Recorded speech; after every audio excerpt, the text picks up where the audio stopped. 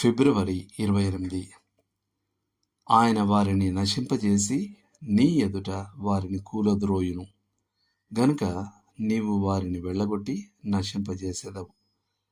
ద్వితీయోపదేశకాండము 9వ అధ్యాయం 3వ వచనం. మానవాళితో దేవుడు చేసే కార్యాలన్నిట్లో దైవిక మరియు మానవ అంశాల యొక్క ఆసక్తికర కలయిక ఉంటుంది. ఉదాహరణకు బైబిల్నే తీసుకోండి. దానికి ఒక దైవిక గ్రంథకర్త ఉన్నాడు మరియు పరిశుద్ధాత్మ చేత ప్రేరేపింపబడిన వారై రాసిన మానవ గ్రంథకర్తలు కూడా ఉన్నారు. రక్షణ విషయానికి వస్తే ప్రారంభం నుండి ముగింపు వరకు అది ప్రభువుకు చెందినది. దానిని సంపాదించడానికి కానీ దానికి అర్హత పొందడానికి కానీ ఒక మనిషి చేయగలిగింది ఏమీ లేదు.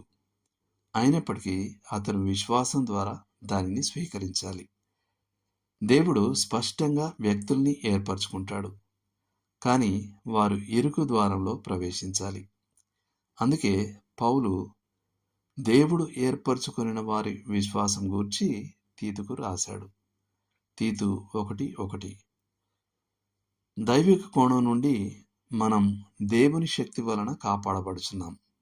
అయినప్పటికీ మానవ కోణం కూడా ఉంది. విశ్వాసము ద్వారా దేవుని శక్తి వలన కాపాడబడుచున్నారు. పేతురు మొదటి పత్రిక 1వ అధ్యాయం 5వ వచనం. దేవుడు మాత్రమే నన్ను పరిశుద్ధపరచగలడు. అయినప్పటికీ నా సహకారం లేకుండా ఆయన నన్ను పరిశుద్ధపరచడు.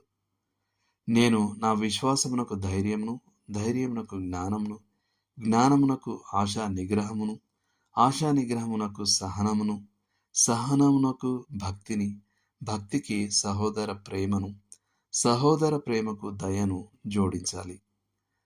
పేతురు రాసిన 2వ పత్రిక 1వ అధ్యాయం 5 నుండి 7 వరకు. నేను దేవుడిచ్చు సర్వాంగ కవచము ధరించుకోవాలి.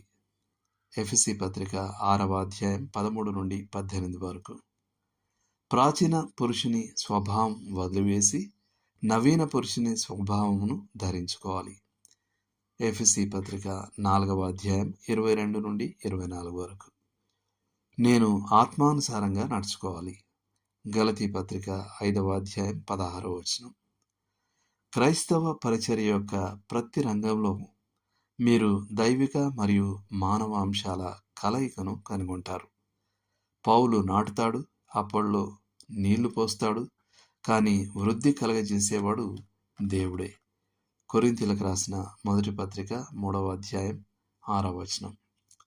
స్థానిక సంఘ నాయకత్వం విషయానికి వస్తే దేవుడు మాత్రమే ఒక వ్యక్తిని పెద్దగా చేయగలడని మనం నేర్చుకుంటాం. పరిశుద్ధాత్మ మిమ్మును అధ్యక్షులనుగా ఉంచెనని పౌలు ఎఫెసీ సంఘపు పెద్దలకు గుర్తు చేశాడు. అపోస్తలుల కార్యాలు 20వ అధ్యాయం 28వ వచనం. అయినప్పటికీ ఒక వ్యక్తి యొక్క సొంత చిత్తం కూడా ఇందులో ఇమిడి ఉంది. అతను అధ్యక్ష పదవిని ఆశించాలి. తిమోతికి రాసిన మొదటి పత్రిక 3వ అధ్యాయం 1వ వచనం.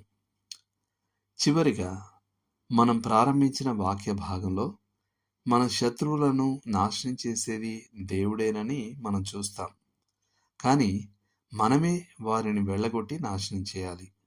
ద్వితీయోపదేశకాండం 9:3. సమతుల్యమైన క్రైస్తవులుగా ఉండడానికి మనం ఈ దైవిక మరియు మానవ అంశాల కలయికను గుర్తించాలి. ప్రతిదీ దేవునిపై ఆధారపడి ఉన్నట్లు ప్రార్థించాలి, కానీ ప్రతిదీ మనపై ఆధారపడి ఉన్నట్లు పనిచేయాలి. ఎవరో సూచించినట్లుగా మనం మంచి పంట కోసం ప్రార్థించాలి, కానీ పొలంలో పని చేస్తూనే ఉండాలి. దేవుడు మిమ్మును దీవించును గాక. ఆమేన్.